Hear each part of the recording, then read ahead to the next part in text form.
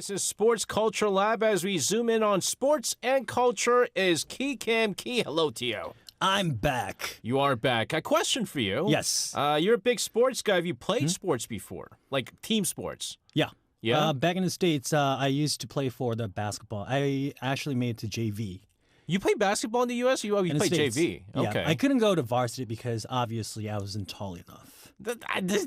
If your school is bad enough, you can play in varsity. Well, I mean, our school was top in the school. I Oh, mean, was it was in the top league, so Oh, really? I couldn't join the varsity, of course. And then to join the varsity, you had to almost like play and practice every day during the Yeah, winter that's true. season. So. Did you go to a Catholic school or something? Yeah, I Oh, did you go to did. Catholic. That's why. Yeah, Okay, it was yeah. Catholic. So for like U.S. schools, some of the top not just basketball, but like even baseball. Catholic schools are like some of the best, right? They're private schools. And it was rough. I mean, and then all the good sports players, as in high schoolers, they're busy all year long because during the summer they play for example, soccer, football, and they play for tracks, right? And during the winter they play for obviously basketball. So the top, most popular kids are always play for basketball or football, not much of baseball, surprisingly. No, I remember back when I was in high school, this kid played in 5 different teams, and I was like, what's the point of playing 5 different teams if you're bad at 5 sports? But,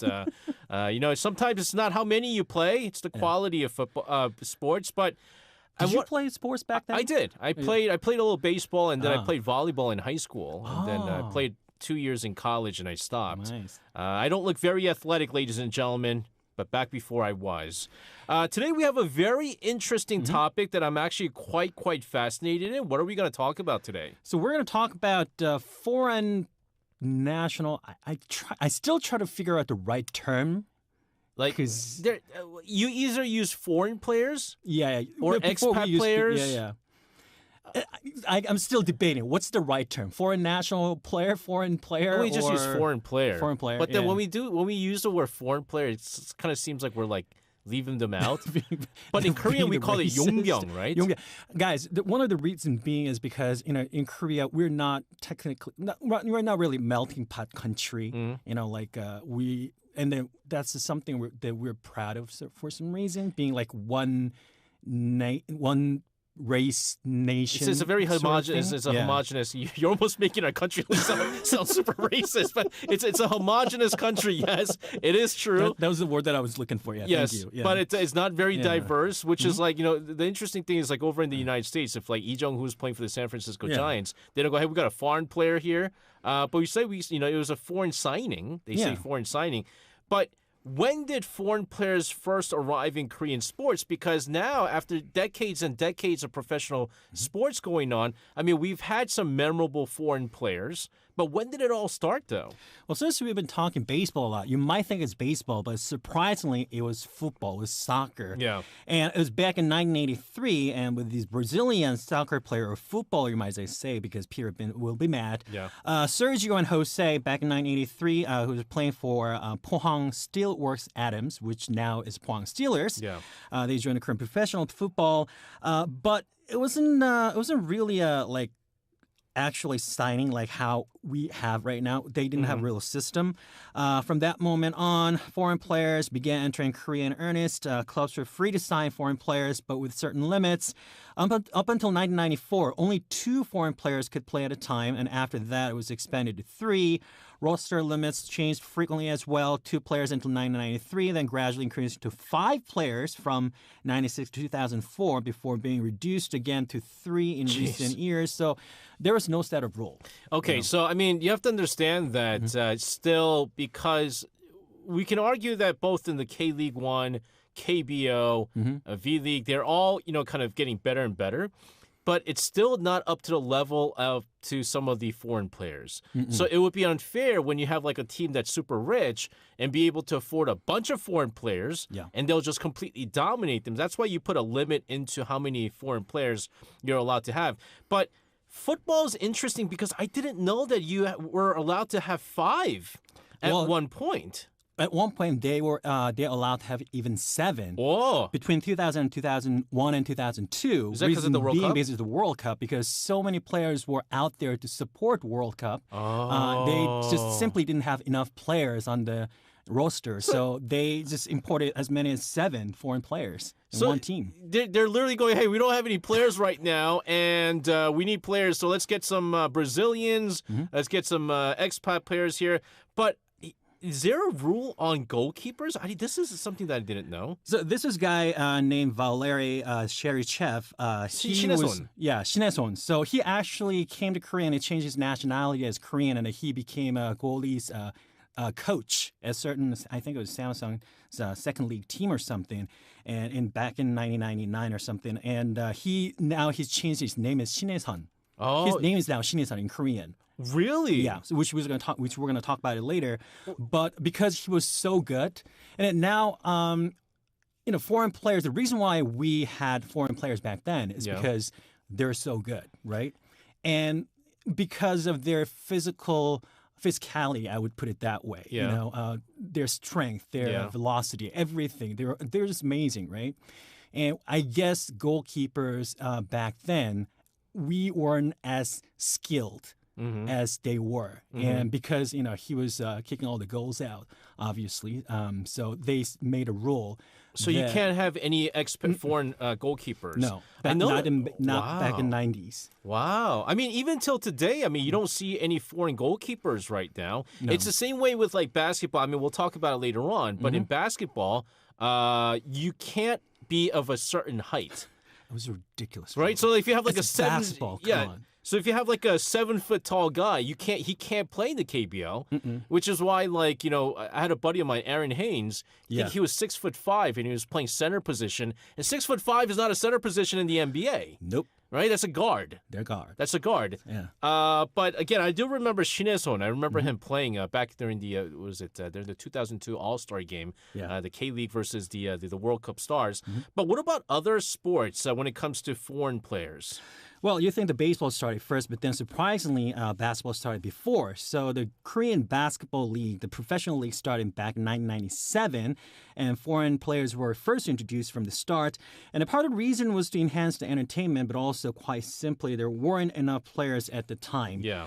Because, do you remember 농구 대잔치? Yeah, the college amateur, stuff. Amateur player, the best 6 amateur teams from, including the college teams and then 실업 team, meaning professional leagues, they play together. So what happened was each could select 2 foreign players, and there are even height limits, just like you said, to reduce the gap between foreign and domestic players. So they could have one, for example, like under 185 centimeters for guard position, and then 190, I think. And then you could only have up to 210 or 25 centimeters for a center position, which is still considered a guard or forward in NBA.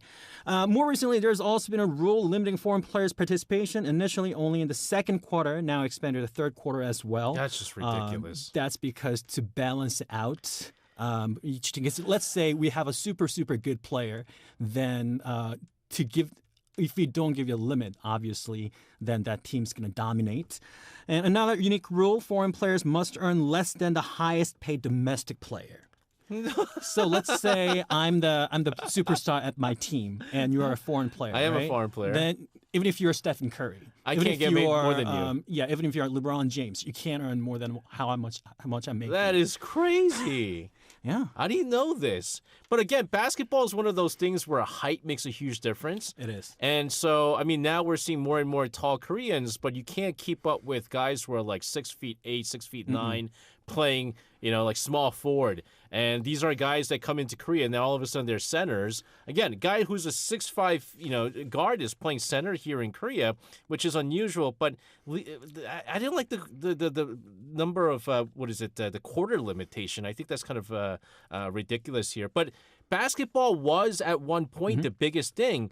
Was it like? And did we have, I know because we had superstar Korean players, they were like celebrity style, but like what about like foreign players? Were there any like star foreign players in the KBL? Well, so what happened, and when we had 농구 대잔치, obviously we didn't have foreign player, but after that we did.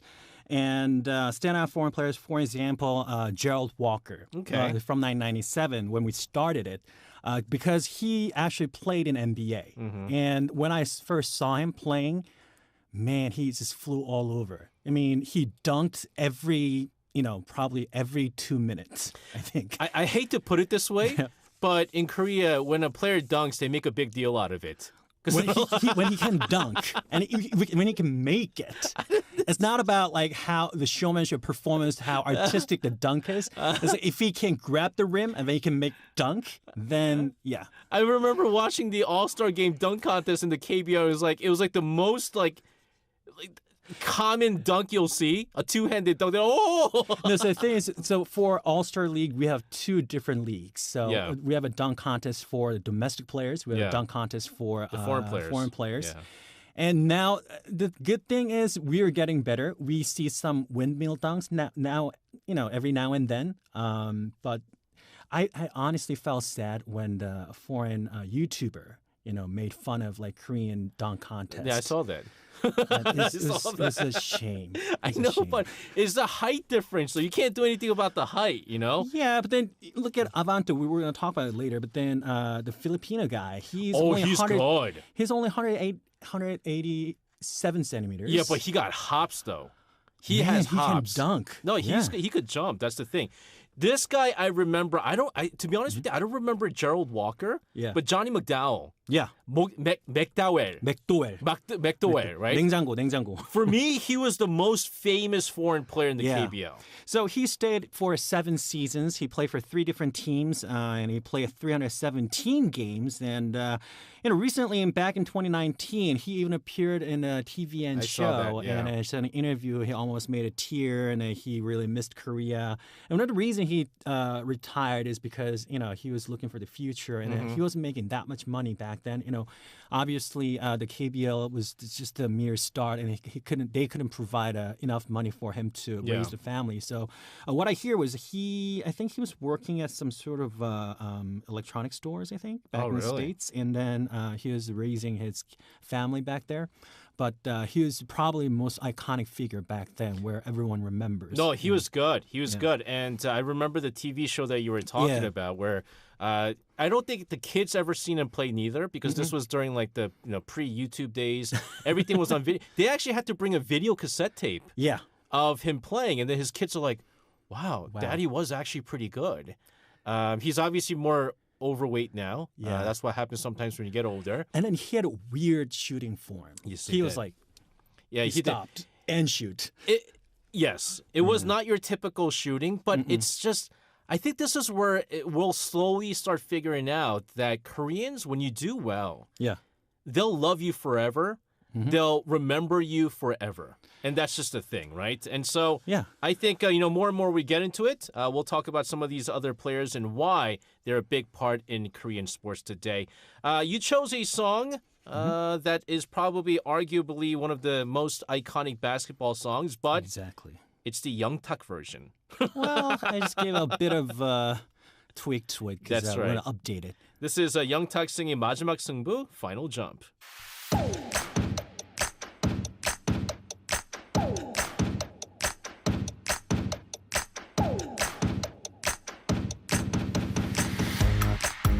Hey! Stop looking at the clock! We still got more work at the Culture Inc.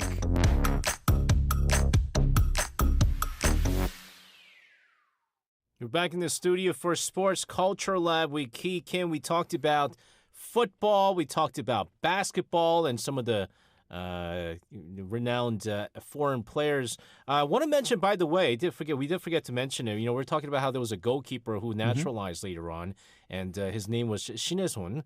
It literally means God, the hand of God, which means a goalkeeper, right? And so Pele. No, hand of God is Maradona. Maradona had the hand of God, right? He just punched the goal in there. Let's talk baseball, because when we talk about expat players, baseball had probably one of the most number of changes. So when did this start? So the foreign player tryout first took place back in 1997 in St. Petersburg, Florida, for the 98 season. 55 players participated and 7 teams, excluding financially struggling Sangbangul, Each selected 2 players. The salary was about $120,000, including signing bonus. And if you ask fans who made the biggest impact, obviously, SJ, I think you remember, it'd be Tyrone Woods. Yeah. Nicknamed the Black Bear, has widely considered one of the greatest foreign hitters in KBO history. He debuted in 1998 with the Obi Bears back then. Now it's obviously Doosan Bears. Made an immediate impact. He became the very first player to hit 40 home runs at Jamsil Stadium. And that's even big nowadays because at Jamsil, it's the biggest stadium, and it's really hard to hit even 20 home runs a year. And held an all-time foreign player home run record for 25 years until it was broken by Mel Rojas Jr., I think it's from KT in 2025. See, 2025 is just last year, is a couple of years back. He also became the second foreign player ever to win Korean Series MVP. And his popularity is so huge that he even made a cameo appearance in the hit sitcom called Sunpung Sanbuin과, or Sunpung Medical Sunpung Hospital, where characters were written as his fans, and eventually got to meet him. And Midari and Son Young-yeol, who is the biggest character there, became the fan, and they actually, showed up. So this was big because Tyrone Woods, he became such a big figure, very popular. But then after his success in Korea, he went to Japan. Yeah. But it wasn't as big in Japan, right? And so like all the OB fans were like, if you're going to do that, why did you just stay in Korea? Because, I mean, think about it. You start off right away, first time that foreign players are allowed. He gets the MVP, most home runs at Jamsil Stadium, most home runs as a foreign player. He made an impact, and still till this day, I think, when they talk about foreign players, I mean, obviously Mel Rojas had he had a really good season. Yeah. We had a number of really good players, but Tyrone Woods is probably like the number one name that pops up. But because, again, baseball is one of those sports where, man, you get some of these like really good minor leaguers, maybe even guys from the MLB, although you're not guaranteed to do well if you are a former major leaguer. No. There had a lot of cases of this. Like Scott Proctor, former closer for the New York Yankees, didn't necessarily have the best of career with the Doosan Bears. But Ryunjin's friend. Which one was closest friend from Kium Hero. Oh, Yasel Puig. Yeah, he wasn't exactly having a lot of fun in Korea. No, he's also had legal issues too.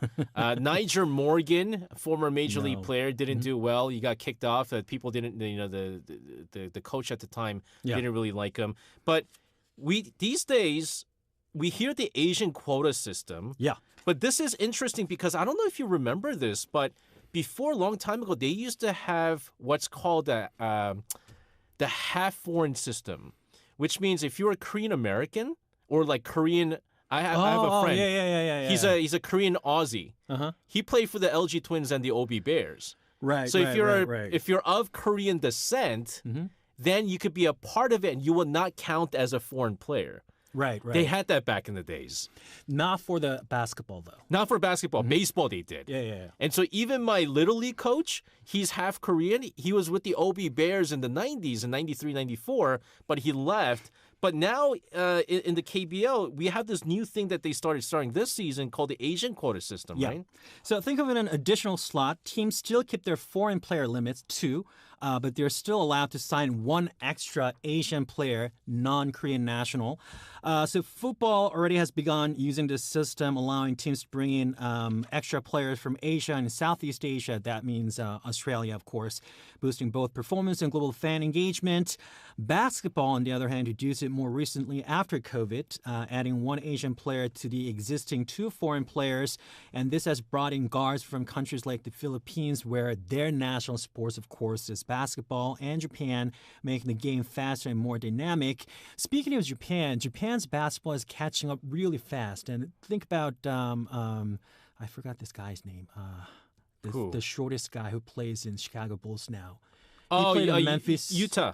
Right, Utah. Yuki Utah. Yuki Utah. Yeah, he's amazing. He's right off this anime Slam Dunk. He's shorter than me. Yeah, he's playing NBA. Right. As a regular, now he's a 2-way player, and now Korea is learning from Japan how they are raising, the newer generation. Right. And one standout figure is, like I said, Renz Abando, despite being just 108 187 centimeters, and that's considered short in basketball world.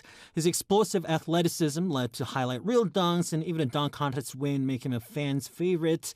Volleyball, on the other hand, has embraced the system the most actively. It's been going on for quite a while. It's running a dedicated Asian player draft. Yeah. And starting this season again, like we mentioned, baseball has introduced it as well. Teams can now add one Asian player on top of the existing 3 foreign players, bringing the talent from Japan, Taiwan, Australia, and beyond. And the early results are, I would say, is promising, and expectations are high for the seasons ahead, and I'm looking forward to it. Yeah, so the way that it works for baseball is it's 3 plus 1 now. And the way that it is usually you have one hitter and you have 2 pitchers. Yeah. And you could use either a hitter or a pitcher for the Asian quota. Yeah. Now, for the foreign quota, though, only 2 can play at the same time. Right. That's why you can't have like hitter. No. You can't have hitter. You could have pitcher, but they can't be pitching at the same time. No, not well. You can't. So unless it's like series. I thought you could do it in the championship. Unless you're a reliever. Yeah. If that's the case, then you can't. Yeah. And so there's like a whole bunch of system in place here, and then it really changes things with like the Asian quota, and then everyone's like, wait, hold on. You could bring in an Australian guy in here? That's barely Asia. That's not fair because there's a lot of really good talent from Australia. For example, LG Twins yesterday, because one of the guys injured, he played for the starting pitcher. Yeah. So. And not to mention Japan, even though there's a lot of good players in the NPB, there's also really good semi-professional players in Japan who are playing. For sure. And many of the Japanese players playing right now are semi-pro players that played in Japan. So interesting stuff here. But when it comes to, you know that saying that, we say when an expat player or foreign player is really good, they say, 여권 숨기자. Or Or like we're gonna steal or hide their passport. So they can't.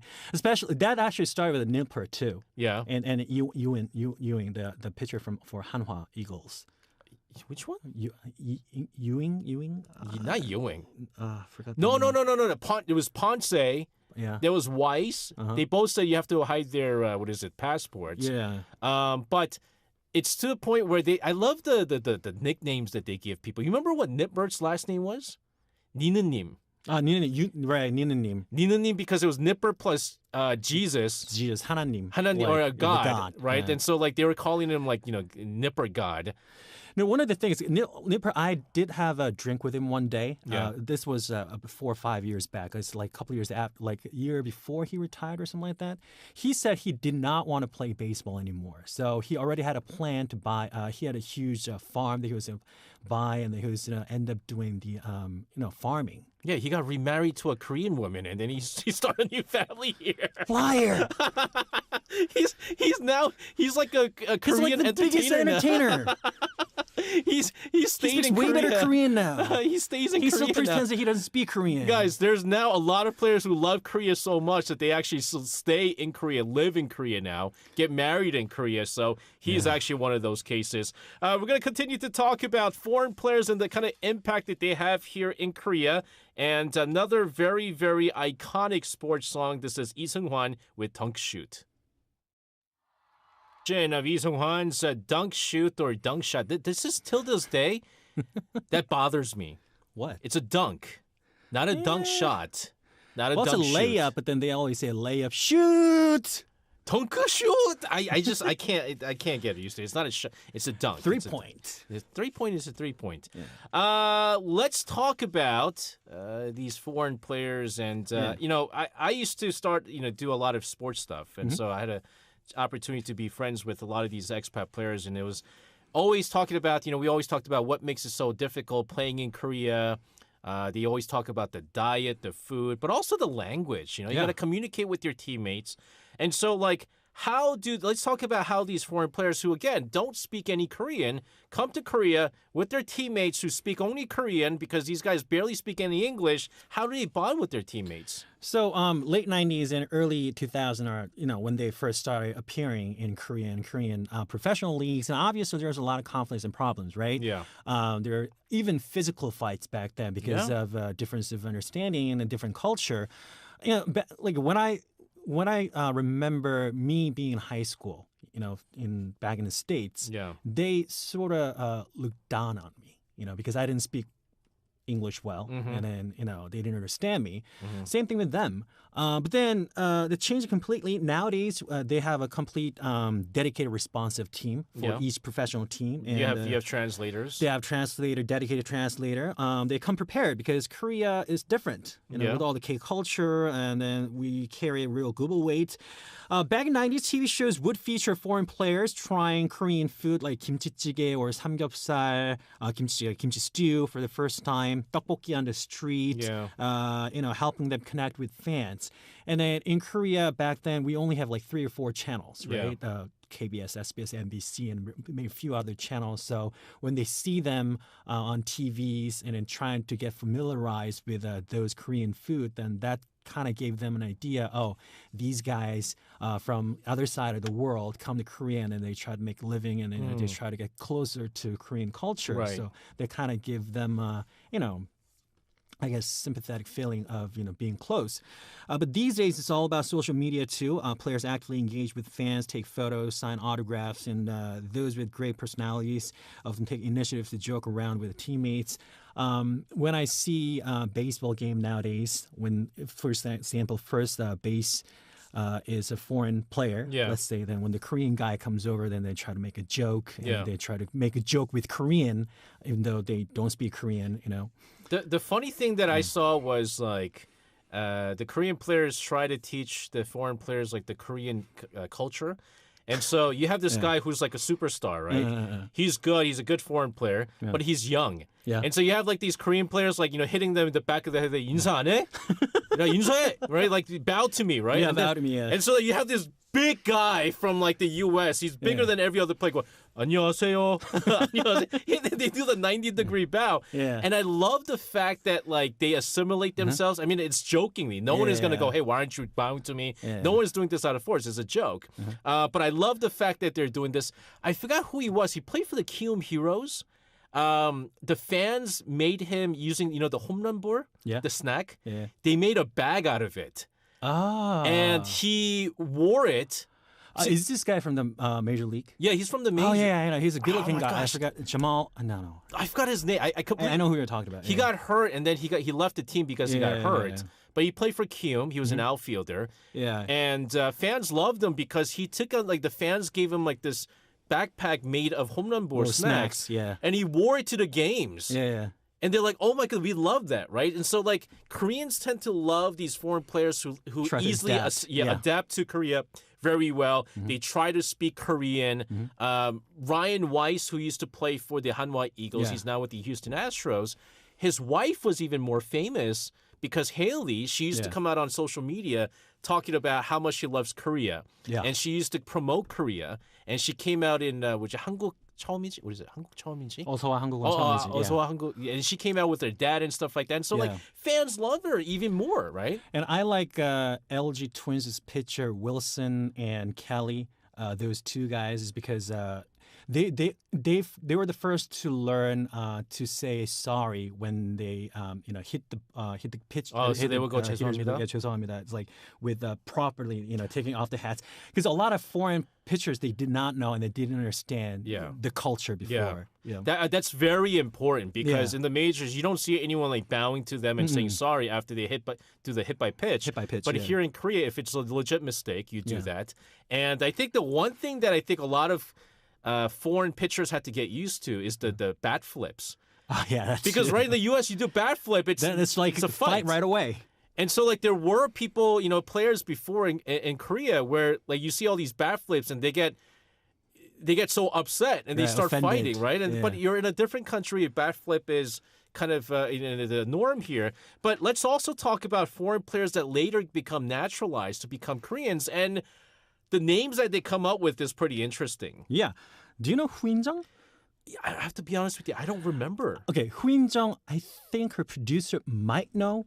So Shin Jin-sik, Hu In-jung, and Park Park Se-jin, I think, were like the top 3 players in early 90s who ruled the V-League, volleyball league. Okay. And I did not know until I researched today that his father was actually a Chinese national.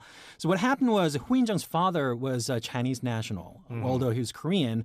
But then when he was playing volleyball back then, he couldn't play for the Korean national team because his nationality back then was China. Chinese. So he was naturalized, but then even if he moved to Korea, he still couldn't play for the Korean team. So he naturalized his whole family back in 1995 and went on to become a national team player for his son, who's Hu In-jung. So Hu In-jung's father changed.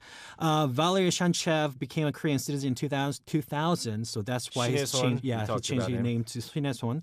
And there are also several naturalized players across the sports, including Lagona. Ricardo Ratliff. I met it, I knew him before he became naturalized. I was like, Ricardo. Ricardo, yeah, that's supposed to be his name, but then now it's Lagona. Right. And, now, there was a whole history behind this one, though. It's an interesting thing. Will he consider as a foreign player? Is he a Korean player? We had a whole deal back then. And table tennis, many Chinese-born players have naturalized to pursue their dream competing on a global stage because the Chinese table tennis is so competitive. But also half Korean basketball players, right? Moon Tae-jong, Moon Tae-young, Chun Tae-pung, Lee Seung-jun, right? Chun Tae-pung. Chun Tae-pung obviously, he's big YouTuber now. Tony Atkins, he's called Tony, and now he's Tae-pung-young. Lee Dong-jun, Lee Seung-jun, the brothers. So they all became naturalized, and they're celebrities. Yeah, they're celebrities, and they became they're good for being a Korean national team, but it was tough for KBL to. Are they a Korean player? Are they a foreign player? There's also controversy back then. That's right. So again, one of the things is as long as you're good, you're going to be welcomed and you're going to be loved by all the fans out there, and they're going to try to hide your passport. Keith, thank you so much for this. A look into all the foreign players and the history and culture behind this. Have a fantastic rest of your week. We'll see you again next Thursday. Thank you. All right, sending them out of the studio. This is BTS with Hooligan.